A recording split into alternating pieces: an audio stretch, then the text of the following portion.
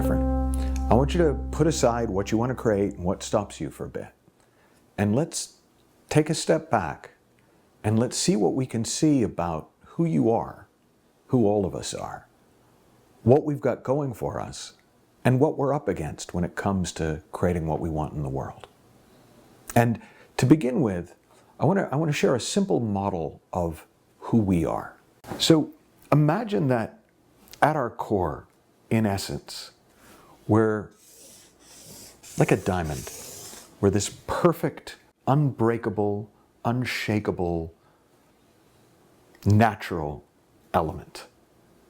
Now, it's a metaphor, but in the deepest part of ourselves, it has an inherent value. It is, as I say, it's something that no matter what happens to it, it will never be broken. When my dad ran a machine shop, and I was always impressed as a kid that he had diamond cutting tools. Now, they were little tiny diamonds, but he used these diamond cutting tools on metal, and I said, well, isn't that really expensive? And he said, well, yeah, it's a bit more expensive than some of the other tools, but they never wear out. They're inherently resilient. They never break. Well, that's us. The deepest part of our nature is unbreakable.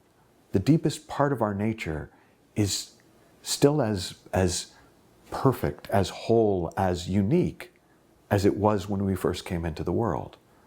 But we don't experience ourselves that way, because what happens is over time, on top of that perfection, we start to get ideas about the world. And we get ideas about ourselves. And we get ideas about how things are and how things should be. And we get ideas about the gaps between the kind of person that would be better than the kind of person that we are. And essentially, we collect a whole lot of crap on top of the diamond of who we are. And that's who we think we are. So we start to have almost two selves, who we really are and who we think we are. And then, because we don't like who we think we are, or we like a few bits of it but don't like a lot of bits of it, we kind of put a protective coating around the outside. We cover the whole thing over with nail polish so it looks pretty to people outside, so it looks attractive to other people. So if they don't get too close, well, wow, look at them, they're amazing.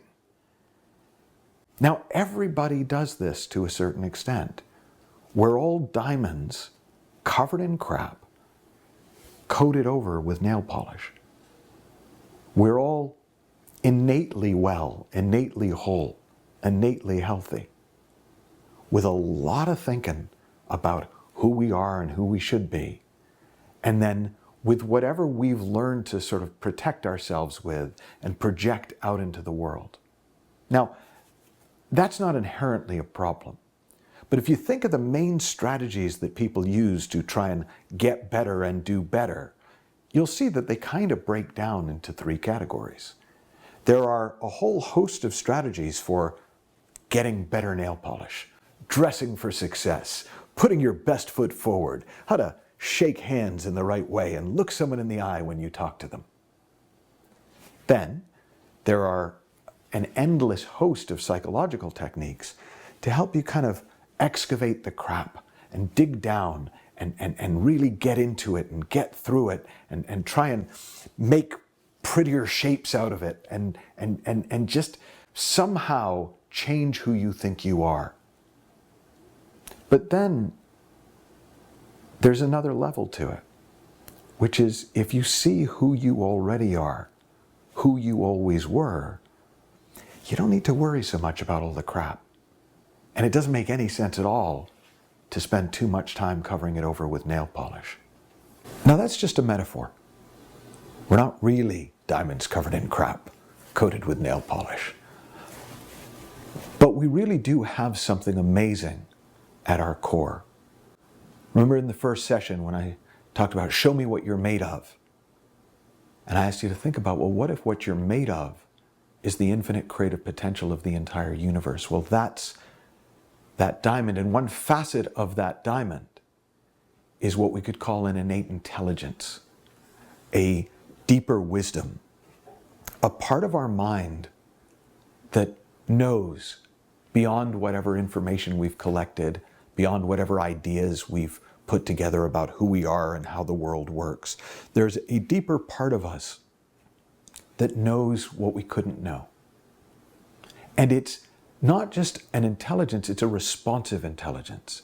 It's an adaptive intelligence. It will always give you the best information, the best ideas when you need them for where you are. So it's like a just-in-time wisdom. It's a just-in-time intelligence.